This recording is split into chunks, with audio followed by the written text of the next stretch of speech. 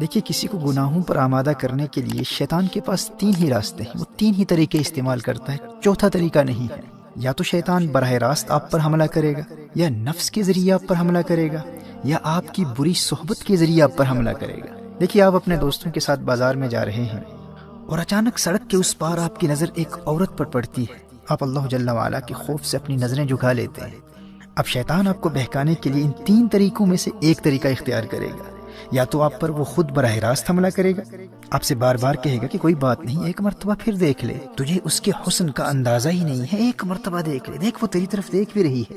اب اگر آپ کا ایمان مضبوط ہے تو آپ اعوذ باللہ پڑھ کر اور لا حول ولا قوت الا باللہ العلی العظیم پڑھ کر ان برے خیالات کو دور کر دیں گے۔ اور شیطان ان خیالات کے ذریعے ہی آپ پر حملہ کیا کرتا ہے، جسمانی طور پر اپنے ہاتھوں سے وہ آپ کا چہرہ اس لڑکی کی طرف پھیر کر آپ کو مجبور نہیں کر سکتا۔ اور شیطان کا دوسرا طریقہ کیا ہے؟ شیطان آپ کے نفس کے ذریعے آپ کو بہکانے کی کوشش کرے گا، لیکن اگر آپ نے اپنے نفس کو پہلے سے ہی قابو میں رکھا ہوا ہے تو اب شیطان کے پاس ایک ہی راستہ بچتا ہے، اب وہ آپ کی بری صحبت کو استعمال کرے گا، آپ کے کسی روحانی طور پر کمزور دوست کو تلاش کرے گا، اسے کہے گا کہ وہ آپ کو اس گناہ کی طرف راغب کرے۔ اب اگر آپ گنہگاروں کی صحبت میں رہتے ہیں تو آپ کتنے بھی مضبوط ہوں، آپ نے شیطان کے حملے کے 2 راستوں کو بند کر دیا، لیکن یہ تیسرا راستہ کھلا ہے۔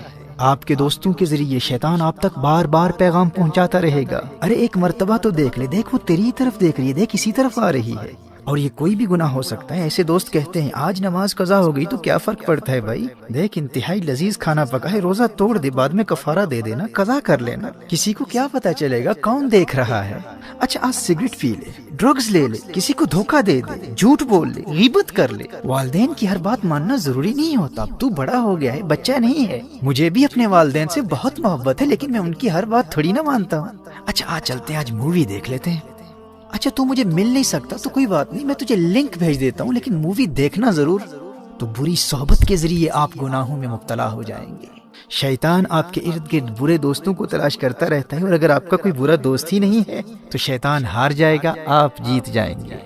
محترم احبہ، آپ کے لیے خوشخبری یہ ہے کہ رمضان المبارک میں اگر حالت ایمان میں آپ صرف اس ایک دشمن سے بچتے رہے نا، بری صحبت سے خود کو بچا لیا، تو اللہ جل وعلا آپ کو گناہوں سے پاک بھی کر دے گا اور جنت بھی عطا کر دے گا۔ نبی کریم صلی اللہ علیہ وآلہ وسلم نے ارشاد فرمایا، رمضان میں شیطان کو قید کر دیا جاتا ہے، صفدت الشیاطین، آپ کا پہلا بڑا دشمن بند ہے، شیطان خود بے بس ہے، وہ کچھ بھی نہیں کر سکتا، اور دوسرا دشمن آپ کا نفس ہے، نفس۔ نبی کریم صلی اللہ علیہ وآلہ وسلم نے نفس کو قابو کرنے کا جو طریقہ بتایا ہے وہ بھوک اور پیاس ہے، وہ روزہ ہے۔ دیکھیے ماہ رمضان میں اگر آپ سحری اور افطار کے وقت زیادہ کھانا نہیں کھاتے، بہت زیادہ پیٹ بھر کر کھانا نہیں کھاتے، تو آپ کا نفس بالکل کنٹرول میں رہے گا، دونوں دشمن قید ہیں۔ اب اگر آپ مغفرت چاہتے ہیں، جنت میں جانا چاہتے ہیں، تو ماہ رمضان میں صرف اس ایک دشمن سے اپنے آپ کو بچا لیں۔ گناہوں کی طرف راغب کرنے والے، گناہوں کی دعوت دینے والے ہر دوست سے رابطہ مکمل طور پر منقطع کر دیں۔ برے دوستوں کو بتلا دیں، کیا دیکھتے نہیں کتنے ہنستے کھیلتے نوجوان ماہ رمضان سے قبل ہی موت کا شکار ہو چکے ہیں۔ جانے آئندہ رمضان تک یہ زندگی وفا کرے نہ کرے، میں زندہ بھی ہوں یا نہ ہوں، میں تمہارے لیے سب کچھ کر سکتا ہوں، لیکن اپنی آخرت کا سودا نہیں کر سکتا۔ رمضان المبارک میں مجھ سے ملنے کے بارے میں سوچنا بھی نہ۔ محترم احبہ، اگر مغفرت چاہتے ہیں تو کم از کم رمضان المبارک میں ایسے تمام دوستوں سے مکمل دوری اختیار کر لیجئے۔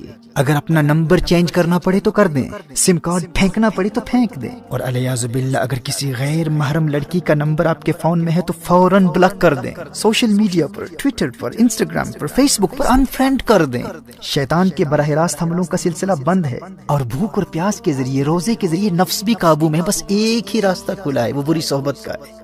میں دعوے سے کہہ سکتا ہوں میرے دوست، اگر تو نے صرف اس ایک دشمن کا راستہ بند کر دیا تو رمضان المبارک تجھے جنتی بنا دے گا۔ شیطان کے پاس فقط 3 ہتھیار ہیں، 2 بند ہیں، ایک کو تو نے بند کرنا ہے۔